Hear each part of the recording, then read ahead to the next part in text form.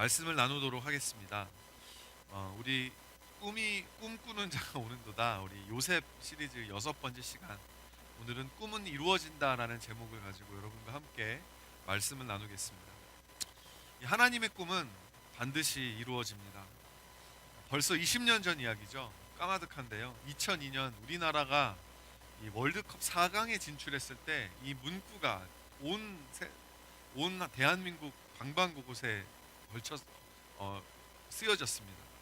꿈은 이루어진다. 꿈은 이루어진다. 여러분, 모든 사람의 꿈이 다 이루어지는 것일까? 사실 그렇지 않습니다. 사람이 꾸는 꿈은 이루어질 수도 있지만 사실은 좌절될 수도 있습니다.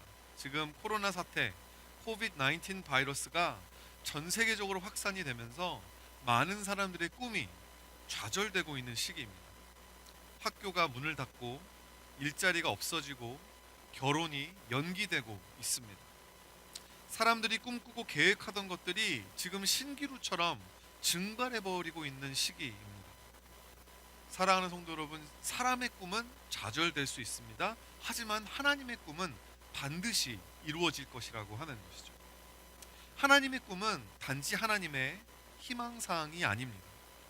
그분의 말씀을 통해 드러나는 하나님의 계획이고 뜻이 것입니다. 히브리어로 이 말씀을 뜻하는 이 단어가 이 다바라고 하는 단어가 있습니다. 근데 신기한 게 뭐냐면 이 말씀을 뜻하는 단어가 동시에 사건이라는 의미를 가지고 있다라고 하는 거예요. 말이 곧 사건이다. 이런 경우는요, 세계 모든 언어들 중에서 히브리어가 유일하다고 합니다. 모든 언어가 말이라는 단어와 사건이라는 단어가 따로 있는데 히브리어만이 말과 사건을 드바라고 하는 이 한 단어로 공용해서 사용하고 있다라는 거. 여러분, 히브리어는 인류 최초로 하나님의 말씀을 담아낸 언어죠. 무슨 말입니까? 하나님의 말씀은 곧 사건이라는 것입니다.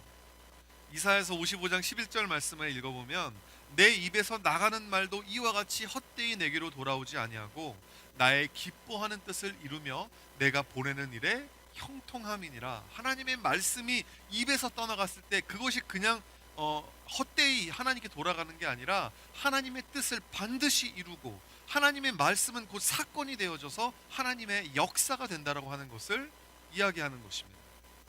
오늘 본문에서 우리는 하나님께서 요셉에게 주신 꿈이 성취되는 것을 봅니다. 여러분, 창세기 37장에 보면 하나님이 요셉에게 꿈을 주시잖아요. 어떤 꿈이었죠? 밭에서 농사를 짓는데 이 요셉의 곡식단에 형들의 곡식단이 와서 절을 합니다. 첫 번째 꿈이었고, 두 번째 꿈은 요셉 주위에 해와 달과 11가지의 별이 와가지고 요셉에게 절하는 꿈이었습니다. 그러면 이 꿈이 어떻게 이루어졌냐? 이 많은 분들이 이렇게 생각할 수 있어요. 아, 요셉이 이 총리가 되었으니까, 애굽의 총리가 되었기 때문에 꿈이 이루어진 것이다. 하지만 그렇지 않습니다. 애굽의 총리가 되는 것은 꿈의 실현이 아니었죠. 애굽의 총리가 되는 것은 꿈이 이루어지는 과정이었고 꿈을 이루기 위한 재료였을 뿐, 요셉의 꿈은 오늘 본문 창세기 42장에서 비로소 이루어지게 됩니다. 오늘 본문의 6절 말씀인데요, 오늘 6절 말씀을 함께 여러분 계신 자리에서 읽어보도록 하겠습니다. 시작. 때에 요셉이 나라의 총리로서 그 땅 모든 백성에게 곡식을 팔더니 요셉의 형들이 와서 그 앞에서 땅에 엎드려 절하매. 자, 이 형들이 요셉에게 절하게 된 거예요. 이 꿈이 이루어진 것입니다. 사랑하는 성도 여러분, 우리가 꿈꾸었던 것들은 상황에 따라 좌절될 수 있지만 하나님의 꿈은 절대 좌절되지 않습니다. 나의 계획이 엎어지고 내가 나의 앞길을 내다볼 수 없는 상황 속에서도 하나님을 신뢰하며 그분의 계획이 나의 앞길을 인도하시고 계시다는 것을 우리는 믿을 수 있어야만 합니다. 그것이 진짜 믿음이라고 하는 거죠. 우리가 어떻게 어려운 상황 가운데서도, 지금과 같이 이렇게 힘든 상황 가운데서도 하나님의 꿈을 포기하지 않을 수 있을까? 오늘 여러분과 두 가지로 함께 살펴보기 원하는데요. 첫 번째로, 믿음 안에서 자유를 누려야 한다는 것입니다. 믿음 안에서 자유를 누려야 합니다. 예수 그리스도의 부활과 승천 이후로 우리에게 오신 성령님께서 우리에게 주시는 게 뭐죠? 바로 자유함이에요. 고린도후서 3장 17절 말씀 보니까 주는 영이시니 주의 영이 계신 곳에는 뭐가 있습니까? 자유가 있다. Freedom, where the spirit of the Lord is, there is freedom 이라고 우리에게 선포하고 있는 것입니다.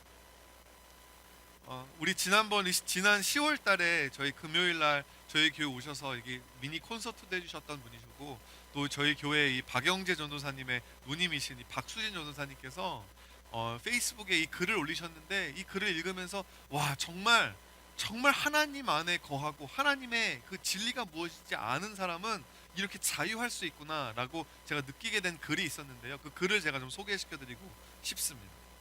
한번 보여주시겠어요? 여러분 보이시면 같이 함께 따라해 보셨으면 좋겠습니다. 그거 보여주실래요? 다음 슬라이드 없나요? 제가 읽어드리겠습니다. 형태가 달라도 예배하고, 기도가 없이도 찬양하고, 만나지 못해도 교제하고, 가진 것 없어도 구제하고, 보이지 않아도 소망하며, 사방이 막혀도 인내할 때 건물이 아닌 우리는 교회. 아주 짧지만 너무나 강력한 메시지를 담고 있는 이 시인 것 같습니다. 이게 진짜 자유함입니다. 여러분, 교회에 나올 수 없는 상황에서도 예배할 수 있는 게 자유인 것입니다. 서로 만나지 못하는 상황 속에서도 교제할 수 있고, 영적으로 나눌 수 있고, 묵상을 카톡을 통해서라도 나눌 수 있는 것이 진짜 자유함이라는 것입니다. 나에게 내가 가진 게 많이 없지만 그럼에도 불구하고 하나님이 나에게 주시는 그 마음에 정말 움직여가지고 다른 사람들과 없는 와중에서도 나눌 수 있는, 구제할 수 있는 게 진짜 자유다. 진리는 우리를 이렇게 자유하게 합니다. 순종하게 한다고 하는 거예요. 여러분, 이 모든 것이 불안한 이 상황은 여러분 우리들만의 문제가 아니에요.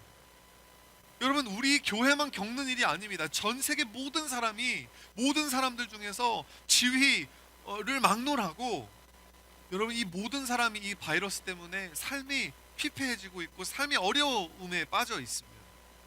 여러분, 이 상황은요, 우리의 모두의 믿음이 동시에 우리 뚫고 나가야 할 불의 시험이라고 하는 거예요. 진짜 믿음과 여러분 진짜 교회가 이 일을 통해서 시험을 받고 드러나게 될 것입니다. 진짜 믿음은 이 모든 시험을 인내로 견디면서 마르지 않는 감사와 찬양으로 승리하게 될 것이고, 진짜 교회는 이 세상이 어두운 이 시기에 예수님의 빛을 발휘하게 될 것입니다. 하나님을 모르는 사람들은 여러분 불안한 게 당연하죠. 여러분, 하지만 하나님을 아는 우리가 세상 사람처럼 똑같이 불안해하고 똑같이 사재기 한다면 우리가 세상과 다른 것이 무엇이 있습니까? 소금이 그 맛을 잃어버린 것입니다. 밝은 등불을 켜놓고서 그것을 이 상 아래다 두는 것과 똑같다라고 하는 거예요. 사랑하는 성도 여러분, 교회와 성도의 능력이 뭡니까? 거룩함입니다. 세상과 다름입니다. 전 세계에 닥친 이 위기는 기독교의 진수가, 이것이 성도의 삶이다, 이것이 교회다라고 하는 이것을 세상에 드러낼 수 있는 절호의 기회라고 하는 것이죠. 오늘 본문에 나오는 요셉의 형들은 믿음 안에서 자유를 누리지 못하는 아주 좋은 예를 우리에게 보여주고 있습니다. 요한복음 8장 34절 말씀에 보니까 예수님이 진실로 너희에게 이르노니 죄를 범하는 자마다 죄의 종이다. 여러분, 죄를 지으면 죄의 종이 됩니다. 그래서 우리가 최대한도로 죄를 덜 지어야 되는 거예요. 여러분, 우리가 성령 안에서 자유를 누리지 못하고 죄의 노예가 되는 게 뭐죠? 여러분, 두 가지를 함께 여러분과 나누기 원하는데, 첫 번째로 씻어낼 수 없는 죄책감이 있다라는 거예요. 죄를 지으면 왜 죄의 종이 됩니까? 죄책감 때문이에요. 죄책감이 뭐죠? 말 그대로 죄에 대한 책임감입니다. 죄를 지은 다음에 내 마음속에 찾아오는 괴로움들이라는 거예요. 여러분, 어느 정도의 양심의 가책이 있는 것은 좋습니다. 왜냐하면 그것을 통해서, 그 근심을 통해서 우리가 회개할 수 있다면 여러분, 그런 양심은 좋은 양심이죠. 하지만 그 양심이 너무너무 심하게 되면 하나님의 자비로우신 용서, 하나님의 그 자비로우신 임재, 그걸 스스로 거부하게 되는 결과를 초래하게 된다는 거예요. 나 같은 사람이 어떻게 하나님 앞에 나아가나? 하나님, 내가 먼저 내 죄를 수습하고 내가 먼저 내 스스로를 깨끗하게 하고 내가 그 다음에 하나님 앞에 나가겠습니다. 요셉을 노예로 팔아먹고 아버지에게는 요셉이 들짐승에게 잡혀먹었다고 둘러댄 형들의 마음은 이 죄책감으로 가득했어요. 안 그랬겠습니까? 그들이 곡식을 얻으러 이 애굽에 가서 총리를 만났는데, 여러분 그들은 꿈에도 꾸지 못했지만 그 총리가 그들이 팔아먹었던 동생이었다라는 거예요. 그러니까 여러분, 이 요셉이 그들에게 뭐라고 이야기합니까? 너희들이 정탐꾼이다, 이 애굽에 정탐하러 들어왔다라는, 이렇게 이 말도 안 되는 누명을 쓰고 그들이 어려움에 빠지게 되었을 때, 여러분 그들이 한탄하는 이야기를 들어보십시오. 창세기 42장 21절 말씀에 그들이 서로 말하되 우리가 아우의 일로 말미암아 범죄하였도다. 그가 우리에게 애걸할 때에 그의 마음의 괴로움을 보고도 듣지 아니하였으므로 이 괴로움이 우리에게 임하도다. 그리고 그들의 마음 가운데 이 죄책감이 있었다라는 거예요. 그리고 나중에 창세기 44장 16절에 보면 유다가 하는 이야기인데, 유다가 영어로 제가 갖고 왔는데 이렇게 이야기합니다. How can we clear ourselves? 우리가 어떻게 스스로를 깨끗하게 할 수 있겠느냐? 우리 안에 있는 죄책감을 우리가 어떻게 해결할 수 있겠느냐? 이렇게 이야기를 합니다. 여러분, 자신들의 죄를 스스로 해결해 보려고 하는데, 이 죄책감을 어떻게 해서든 떨쳐내 보려고 여러 가지 노력을 해보는데, 우리의 마음은 우리의 노력으로 그렇게 어떻게 할 수가 없어요. 역부족입니다. 어떤 사람은 죄책감 때문에 선행을 합니다. 내가 착한 일을 많이 하면 내 마음속에 이 죄책감이 좀 무뎌지겠지. 여러분, 근데 여러분 그 선행에는 기쁨이 없어요. 그냥 죄책감에 그냥 죽지 못해 하는 거예요.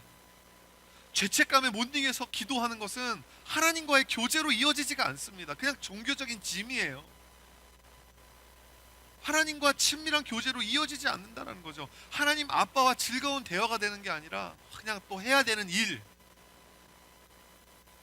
예배도 마찬가지 아닙니까? 자유롭게 우리가 죄책감에 그냥 못 이겨서 여러분 나오는 것이 아니라, 하나님의 임재가 너무 하나님의 임재를 너무 사랑해서 자유롭게 나와야지 하나님께서 그 예배를 받으실 수 있지 않겠습니까?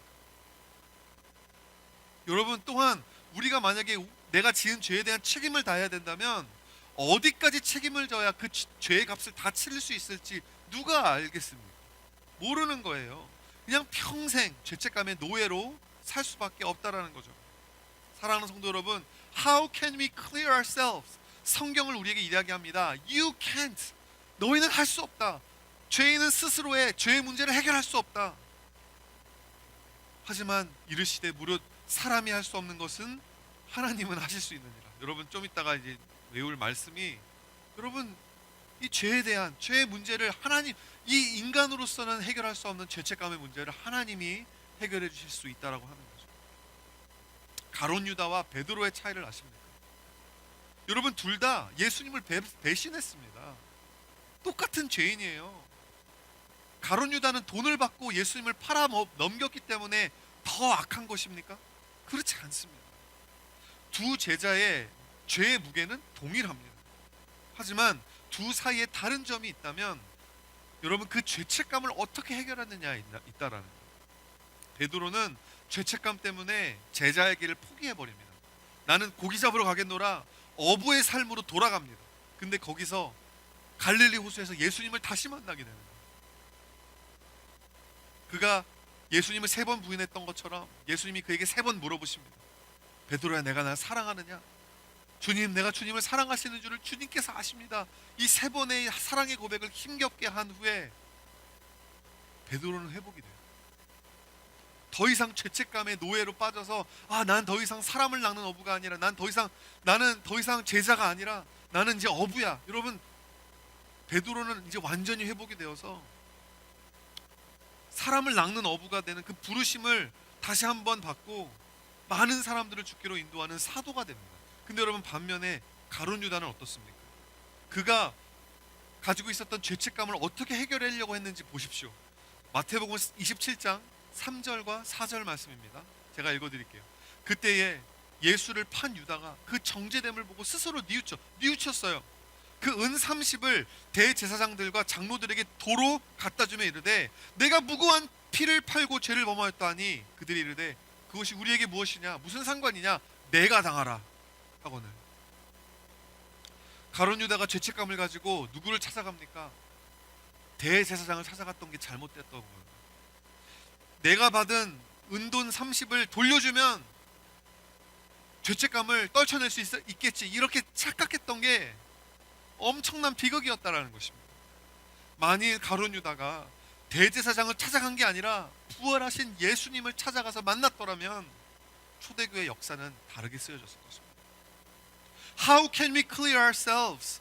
Only Jesus can clear us of our sins.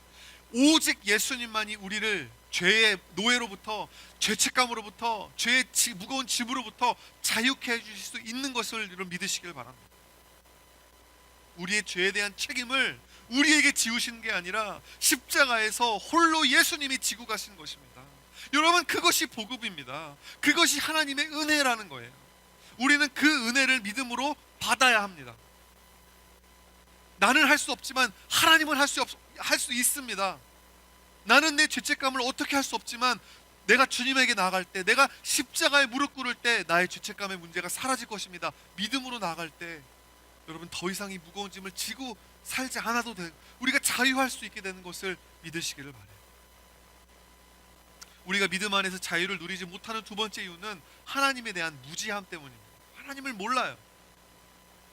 창세기 42장 28절을 보니까 형들이 이렇게 이야기합니다. 같이 함께 읽어볼까요? 시작. 하나님이 어찌하여 이런 일을 우리에게 행하셨는가 하고.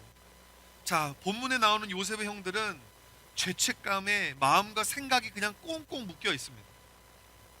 그래서 그들은 어려움이 닥쳤을 때 그것을 해석하는 방법이, 내 삶에 어려운 상황이 초래되었을 때 그것을 바라보는 관점이 하나밖에 없어요. 그게 뭐냐면 인과입니다. 인과. Cause and effect. 내가 이렇게 잘못했으니까 이런 일이 나에게 생기는 거다. 이거 힌두교 용어로 카르마라고 합니다. 내 삶에 고통이 있는 이유는 하나님이 나를 향한 세일을 준비하고 계시기 때문에, 이게 그렇게 생각을 하는 게 아니라 내 삶에 고통이 있는 이유는 내가 뭔가 잘못해서 때문이야. 내가 뭘 잘못했으니까 하나님이 나를 이렇게 행하시는 거야. 여러분, 이렇게밖에 생각이 안 되는 거예요. 다른 것들은 상상조차 할 수 없는 것입니다. 여러분, 2020년에 우리 큰빛교회 표어가 뭐죠? 이게 보이시는지 모르겠는데 안 보이죠? 여기 지금 세일을 행하시는 하나님, God is doing a new thing. 이 손이 나오는데 이 손을 보면서 요즘 막 드는 생각이, 저 손도 좀 씻어야 되는데, 뭐 이런 생각이 좀 많이 합니다. 하나님이 새로운 일을 행하시는, 여러분 기가 막히지 않습니까? 하나님이 2020년에 준비하신 세일이 코비드 19이었어요. 상상도 할 수 없는 일 아닙니까? 하나님을 알지 못하는 사람은 하나님이 어찌하여 이런 일을 우리에게 행하시는가 라고 생각할 수밖에 없는 것이죠. 모든 일을 인과적으로밖에 해석할 수 없기 때문에 그냥 밑도 끝도 없는 죄책감에 빠져서, 아니면 하나님에 대한 원망에 빠져서 하나님으로부터 멀어지게 될 수밖에 없습니다. 하지만 하나님이 어떤 분이신지 아는 사람은, 하나님은 코비드 19과 같은 것을 통해서도 그것까지도 협력하여 하나님은 세를 이루신다, 하나님은 선한 일을 이루신다라고 기대하게 되는 것입니다. 소망을 잃지 않는 거예요. 사랑하는 성도 여러분, 믿음은 거룩한 상상력이에요. 거룩한 상상력. 하나님의 뜻 안에서 하나님을 알기 때문에, 하나님은 이렇게도 일하실 수 있어.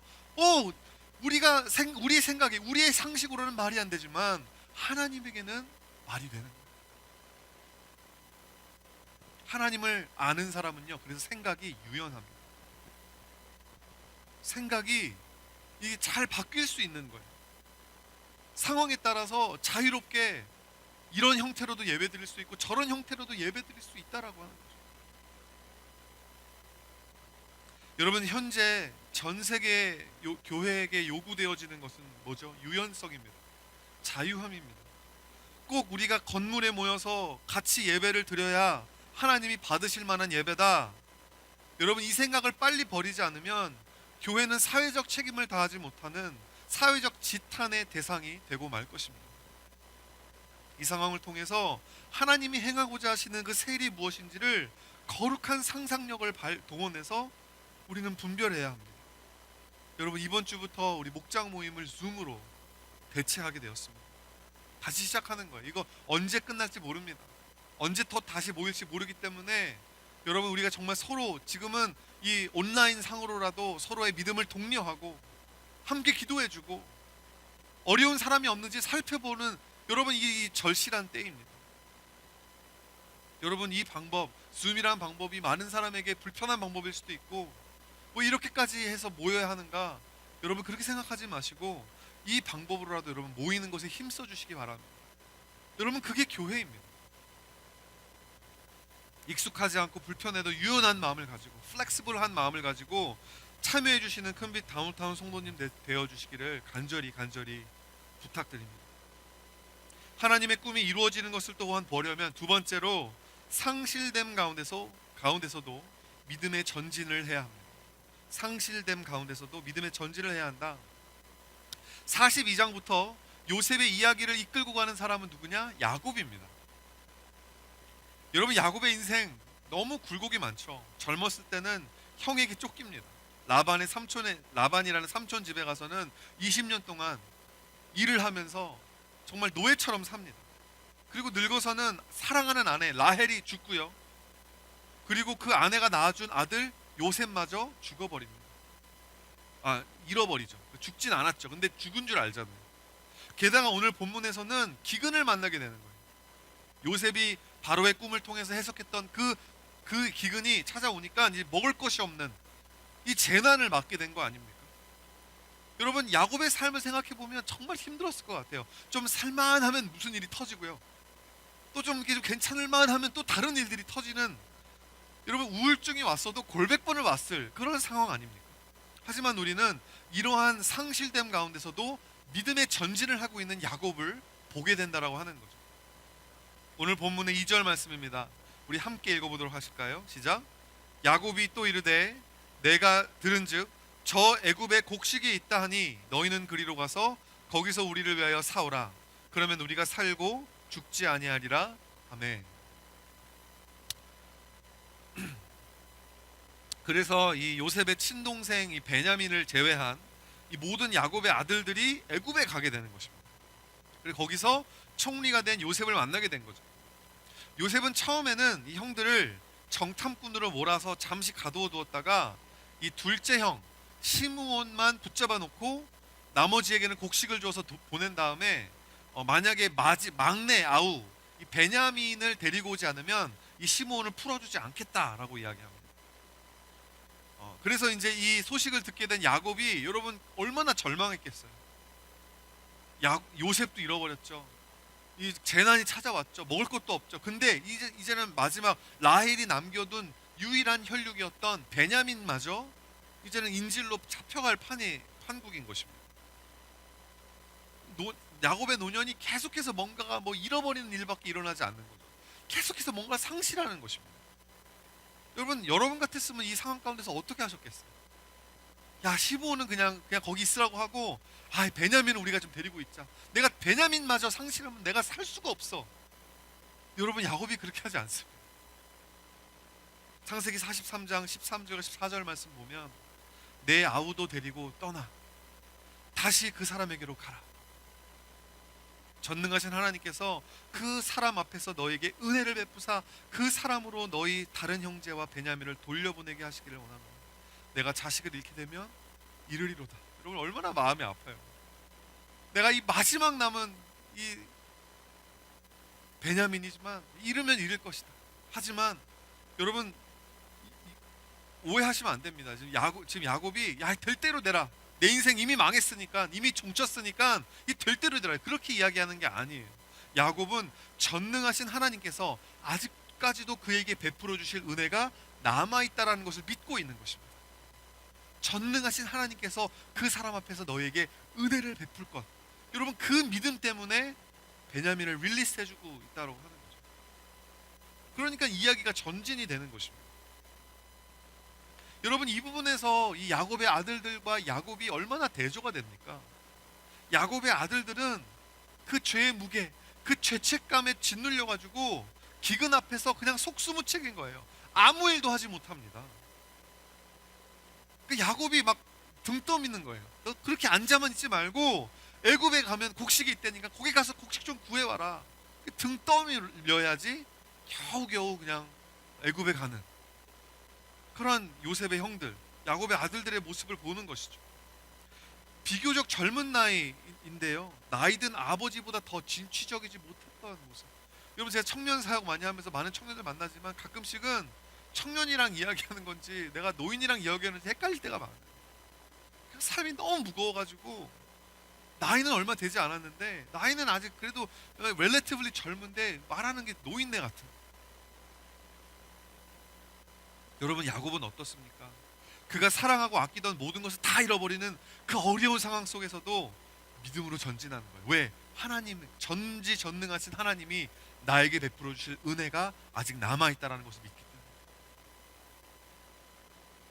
지난주 설교, 이 노희성 목사님 설교 말씀 제가 들으면서 너무나 감동되었던 문구가 있어요. 제가 함께 읽어봤으면 좋겠습니다.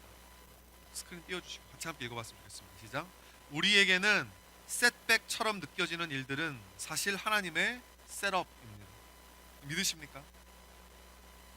여러분, 함께 이 구절을 우리 마음속에 새겼으면 좋겠어요. 우리에게는 셋백이에요. 하지만 하나님에게는 셋업인 거예요.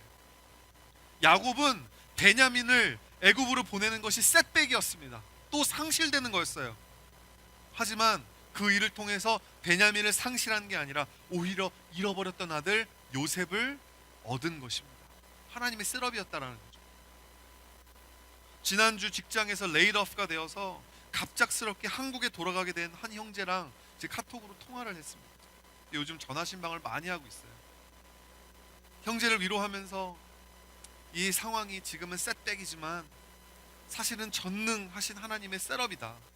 이 시간을 통해서 형제를 통해서 형제에게 하나님께서 계획하신 많은 놀라운 축복들을 잘 누리고 잘 쉬고 돌아와라. 제가 그렇게 이야기를 해줬습니다. 그 말을 하면서 저도 위로가 되더라고요. 사실 저도 쉽지 않거든요. 이렇게 막 항상 매주마다 가득가득 차 있는 교회 앞에서 설교하다가 갑자기 텅 빈 카메라 앞에 설교하려고 하니까 저도 막 낙심이 될 때가 왜 없겠습니까? 하지만 이 모든 게 셋백처럼 보이지만 하나님의 셋업이라는 거예요. 역사의 무대 뒤에서 지금도 일하고 계신 전지전능하신 하나님을 믿는다면 우리가 견디지 못할 고난이 어디 있겠습니까? 고린도후서 6장 9절에서 10절 말씀입니다. 무명한 자 같으나 유명한 자요, 죽은 자 같으나 보라 우리가 살아있고, 징계를 받은 자 같으나 죽임을 당하지 아니하고, 근심하는 자 같으나 항상 기뻐하고, 가난한 자 같으나 많은 사람을 부유하게 하고, 아무것도 없는 자 같으나 모든 것을 가진 자로다. 여러분, 이렇게 어떻게 이렇게 살 수 있는 것입니까? 우리가 하나님을 믿기 때문에 그렇다.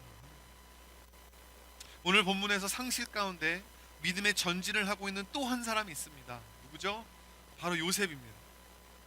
곡식을 사러 온 형을 봤을 때 여러분, 요셉의 마음이 어땠을까요? 형들은 나를 몰라보는데 나는 형들을 알아보겠거든요. 여러분, 세월의 약 때문에 그나마 잊고 있었던 옛 상처들이 여러분 다시 떠오르면서 마음이 되게 복잡했을 것 같아요. 요셉은 이제 자기가 당한 것처럼 똑같이 그거보다 더 심하게 되돌려줄 수 있는 파워, 권력의 자리에 앉아있는 거 아닙니까? 그래서 그랬는지 몰라도 요셉이 형들 앞에서 보이는 행동들을 쭉 읽어보면 좀 산발적입니다. 스포라딕합니다. 막 정탐꾼이라고 처음엔 다그쳤다가 감옥에 3일 동안 가둬두었다가 곡식을 주면서 풀어줬다가 돈을 받고 돈을 다시 다 자루 속에 집어넣었다가 나중에는 은잔을 막 자루 속에 집어넣어서 너가 은잔을 막 훔쳐갔다고 강도로 몰았다가 뭐 여러 가지 일을 하는, 시므온을 인질로 잡았다가 나중에는 베냐민을 인질로 잡았다가 물론 여러분, 요셉이 나중에 그 모든 가족들을 다 용서하고 이제 그 아버지과 이 상봉도 이제 이루어지게 되는데, 우리는 여러분 이해하지만 형들의 입장에서는 이게 이해가 안 가는 거예요. 왜 이 총리라는 사람이, 그렇게 명석하다고 소문이 자자한 사람이 왜 이렇게 산발적으로 행동을 할까? 하지만 여러분, 우리는 요셉의 마음을 요셉의 마음을 알아요. 지금 형들에게 복수하고 싶은 복수하고 싶은 이 자아와 힘겹게 싸우고 있는 것입니다. 여러분, 우리가 얼마나 우리에게 어려움을 주는 사람, 우리의 원수들 보면 우리가 얼마나 복수하고 싶습니까? 철없는 애가 아버지에게 고자질 좀 했다고, 자기 꿈 이야기 좀 자랑했다고 형이라고 하는 사람들이 힘없는 막내 동생, 물도 없는 구덩이에 쳐놓고 얘를 죽이네 사네 파네 마네, 여러분 이 모든 말들을 여러분 요셉이 그 구덩이에서 다 듣고 있었어요. 얼마나 마음에 상처가 많았겠습니까? 여러분 이런 마음에 상처가 있고 우리의 마음 가운데 미움이 있고 증오가 있을 때 여러분 우리 믿음이 자유할 수가 없어요. 하나님의 꿈을 꿀 수가 없는 것입니다. 여러분 이런 상처가 있을 때 어떻게 해야 하는가? 첫째로는 여러분 잘 슬퍼하셔야 합니다. 잘 슬퍼해야 돼요. 오늘 본문에는 나오지 않지만 계속해서 우리가 창세기 말씀 읽다 보면 요셉이 계속해서 혼자서 아주 고요히 우는 장면들이 많이 나옵니다. 창세기 42장 24절 요셉이 그들을 떠나가서 울고 다시 돌아와서, 창세기 43장 30절과 31절 요셉이 아우를 사랑, 이거는 이 처음으로 베냐민을 봤을 때 아우를 사랑하는 마음이 복받쳐 급히 울 곳을 찾아 안방으로 들어가서 울고 얼굴을 씻고 나와서 그 정을 억제하고 음식을 차렸다는 이야기가 있습니다. 여러분 상처가 있을 때 우리가 마음의 슬픔과 외로움과 이런 부정적인 감정이 있을 때 그런 것들을 가지고 있는 것이 여러분 믿음이 없는 것이 아닙니다. 슬퍼하지 않는 것은 절대로 믿음이 강하다라는 게 아니에요. 시편을 읽어보십시오. 시편의 3분의 1이요 애가입니다. Lamentation, Song of Lament, 슬픈 노래들, 하나님 앞에서 슬픔, 분노, 좌절, 상실감, 죄책감 등의 이런 부정적 감정을 가지고 나가는 노래들이 시편에 수두룩하다라고 하는 거죠. 상처 때문에 하나님에게 마음의 문을 닫으면, 내가 다른 사람에게 받은 상처 때문에 하나님 앞에 나가지 않으면요 여러분 그 상처는 진짜 여러분을 죽일 것입니다. 하나님 아버지는 우리의 부정적인 감정까지도 듣기 원하세요. 하나님 아버지는 우리 안에 있는 이 부정적인 감정을 징계와 교정의 대상으로만 보는 무뚝뚝하고 엄격한 그런 하나님이 아닙니다. 그분은 아빠이십니다. 하나님의 임재 안에서 우리의 슬픔을 다 털어놓기를 원하세요. 여러분 하나님의 임재 안에서 우리의 슬픔이 잘 다루어지면 여러분 우리 안에 있는 그 상처, 영어로 scar잖아요. 그것이 하나님의 영광을 나타내는 별이 됩니다. star가 되는 거예요. scar에서 star. 멋지지 않아요? 평소 바쁜 일상에서는 여러분 내 안에 부정적인 감정들을 여러분 다룰 겨를이 없어요. 너무 바쁘니까. 밖에도 못 나가고 집에만 있어야 하는 이게 여러분 하나님이 주신 기회입니다. 떨쳐낼 수 없는 이 죄책감 때문에 하나님과 이 친밀한 교제를 누리지 못했다라면, 그게 항상 아쉬웠더라면 여러분 지금이 기회예요. 부르짖으십시오. 골방에서 기도하십시오. 필요하다면 목 놓아 우십시오. 하나님의 임재 안에서 위로를 받으십시오. 공동체로 이렇게 함께 모이지 못하는 이 기간은요 셋백이 아니라 하나님의 우리를 회복하기 위한, 우리의 개인적 영성을 회복하시기 위한 셋업인 줄 믿으시길 바랍니다. 이 기간을 통해서 하나님과의 교제, 우리의 마음속 깊이 있는 상처들까지도 바라보시면서 긍휼히 여기시면서 만져주기 원하시는, 하나님의 손에는요 바이러스가 없습니다. 하나님은 우리를 원 없이 만져주셔도 우리는 아프지 않아요. 하나님의 임재 안에 영성이 회복되어지고 깊어지는 믿음의 전진을 하는 여러분 되시기를 주의 이름으로 축원드립니다. 두 번째로 여러분 우리 마음에 상처가 있을 때는 그럼에도 불구하고 미래를 바라봐야 합니다. 용서하지 못하고 복수하는 것은요 과거에 매여 있는 것입니다. 하지만 용서하는 것은 뭐죠? 미래를 바라보는 거예요. 요셉은 결국 형들에게 복수하는 대신 형들을 용서합니다. 온 가족을 애굽으로 불러들입니다. 같이 삽니다. 여러분 그렇게 할 수 있었던, 그렇게 할 수 있게끔 이 요셉의 마음에 그 동기를 부여했던 사람이 누구였을까요? 베냐민이었어요. 베냐민. 요셉은 처음부터 베냐민을 찾습니다. 형들에게 복수를 했다면 요셉은 평생 꿈에도 그리는 그 자신의 친동생을 찾을 수 없었을 거예요. 창세기 42장 15절 말씀 읽어보실까요? 시작. 너희는 이같이 하여 너희 진실함을 직면할 것이라. 바로의 생명으로 맹세하노니 너희 막내 아우가 여기 오지 아니하면 너희가 여기서 나가지 못하리라. 막내 아우가 베냐민이 오지 못하면, 그래서 시므온을 인질로 잡고 있었던 것입니다. 여러분, 베냐민의 자손은 훗날 이스라엘의 12지파의 하나로 성장하게 됩니다. 여러분, 요셉이 과거에 매이지 않고 미래를 바라봤을 때, 여러분, 이 이스라엘의 역사가 온전하게 쓰여질 수 있었다라고 하는 거죠. 여러분, 오늘 그래서 말씀 나누면서 세 가지, 우리 마음 가운데 다루어져야 될 세 가지 마음에 대해서 함께 이야기했습니다. 죄책감, 상실감, 그리고 상처. 여러분, 이런 것들 때문에 과거에 매여버리면 전능하신 하나님께서 주실 은혜를 주실 것을 신뢰하지 못하고 믿음의 전진하는 것을 포기해버리면, 순종의 자리에 나가야 되는데 그냥 내 마음 가운데 상실감 때문에, 내 마음 가운데 두려움 때문에, 죄책감 때문에, 상처 때문에 순종의 자리에 나가지 못하게 되면 여러분 정말로 망하는 것입니다. 과거에 매이지 마시고요, 미래를 바라보십시오. 암울한 상황이지만 믿음을 잃지 마십시오. 하나님이 셋업해 놓으신 새 일이 반드시 있습니다. 하나님의 꿈은 반드시 이루어집니다. 여러분, 지금은 큰빛교회 파송 선교사로 지금 열심히 사역하고 계신, 지금 토론토에서 또 자가격리 중이신 우리 이면수 목사님 생각을 요즘 제가 많이 합니다. 2015년 1월부터 2017년 8월까지 장장 949일 동안 북한에서 종신 노동형으로 너무나 사실은 옥살이를 하시며 고통을 당하셨죠. 생각해보는 게, 이면수 목사님처럼 이 소셜 디스턴싱에 능하신 분이 또 있을까, 이런 생각을 해보게 되면서 제가 이제 목사님 쓰신 이 책을 요즘 읽고 있는데, 이 책의 일부분을 여러분에게 읽어드림으로 오늘 말씀을 좀 마무리 드리려고 합니다. 찬양팀 앞으로 나와주시고요, 같이 함께 이 부분을 읽어드리도록 하겠습니다.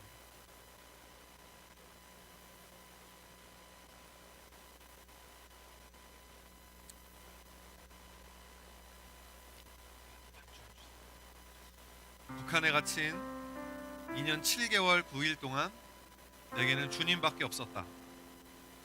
모두가 내 적이었고 나를 경계하고 감독하는 사람들 뿐이었다.